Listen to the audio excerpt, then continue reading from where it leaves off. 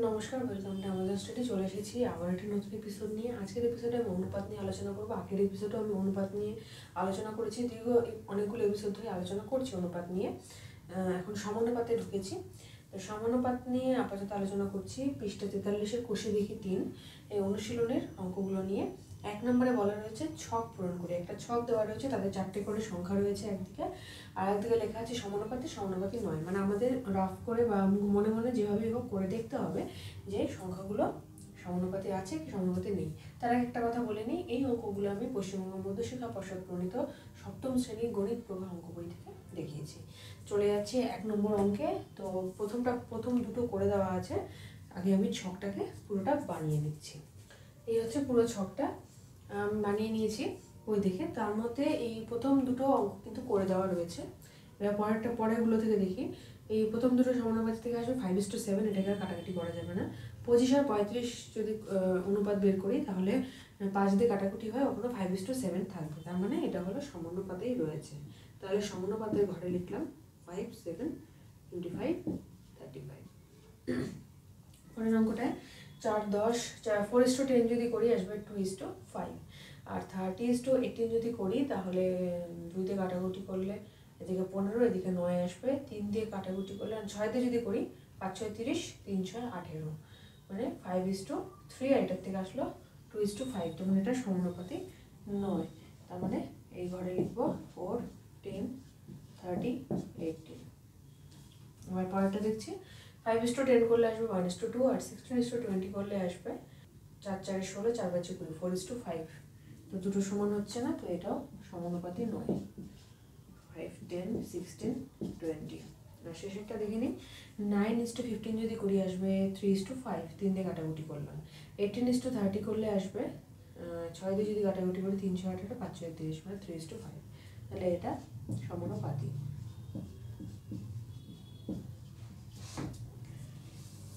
1 নম্বর অঙ্কটা হয়ে গেল। এবার চলে যাচ্ছি পরবর্তী অঙ্কে। 2 নম্বর অঙ্কটা শুরু করার আগে ভালো করে পড়ে নিই। 8 জন লোক একটি কাজ 15 দিনে করতে পারে। হিসাব করে দেখি 10 জন লোক ওই কাজটি কত দিনে করতে পারবে। সমানুপাতের নিয়মে এই অঙ্কটা করা হবে। উইটিং নিয়মও করা যেতে পারে, কিন্তু এখানে আমি সমানুপাতের নিয়মেই অঙ্কটা করে দেব। গণিতের ভাষায় সমস্যাটি হলো, এভাবে লিখে করলে ভুল হওয়ার সম্ভাবনা কম থাকে, পুরো বিষয়টা খুব ক্লিয়ার থাকে। তো আমাকে সময় বের করতে হবে, তো সময়টা ডান দিকে রাখবো, আর লোক সংখ্যা যেটা দেওয়া রয়েছে এটা বাঁ দিকে রাখবো। লোক সংখ্যা ব্র্যাকেটে জন, সময় ব্র্যাকেটে দিন।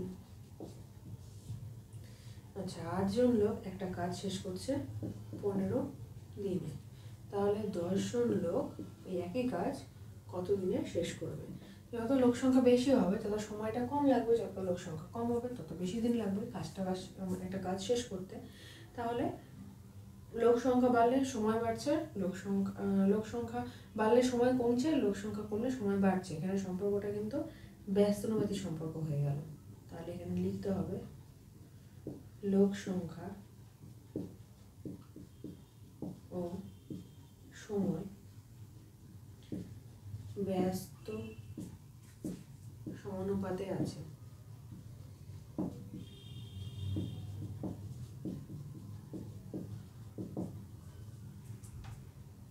তাহলে পুরো জিনিসটা উল্টে যাবে, তার মানে 10:8 হবে। সমান সমান বা সমানুপাতিক চিহ্ন যেটাই দিই, সমান সমানই দিলাম। 15:? তাহলে সুতরাং চতুর্থ পদ সমান সমান কত হবে? 15 গুণন 8 ভাগ 10। 10/8 আসবে, সেটার উপরে গুণ হয়ে গেলো, 15-এর সাথে 8 হলো, নিচে 10 আসলো। কাটাকুটি করে দেখি, 5 দিয়ে 3 5 15, 5 2 10, 8কে 2 দিয়ে কাটলাম 4, তাহলে এখানে 12 আসলো। তাহলে উত্তর 10 জন লোক কাজটি 12 দিনে করতে পারবে। এবার চলে যাচ্ছে পরবর্তী অঙ্কে। 3 নম্বর অঙ্ক, কিছু পরিমাণ খাদ্যে 12 জন লোকের 20 দিন চলে, হিসেব করে দেখি ওই খাদ্যে 40 জন লোকের কতদিন চলবে। গণিতের ভাষায় সমস্যাটি হলো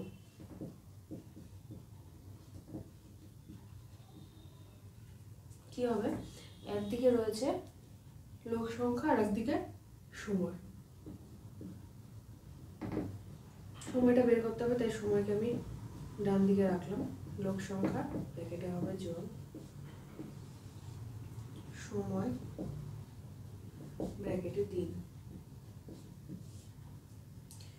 12 জন লোকের চলছে 20 দিন, তাহলে 40 জন লোকেরই ওই খাবারে কতদিন চলবে।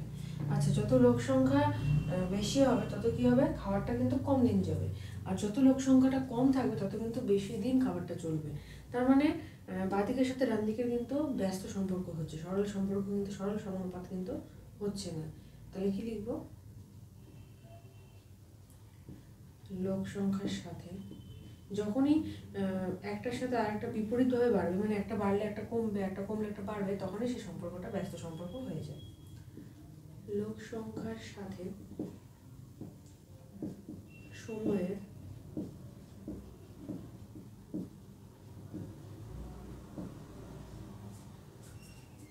লোক সংখ্যার সাথে সময়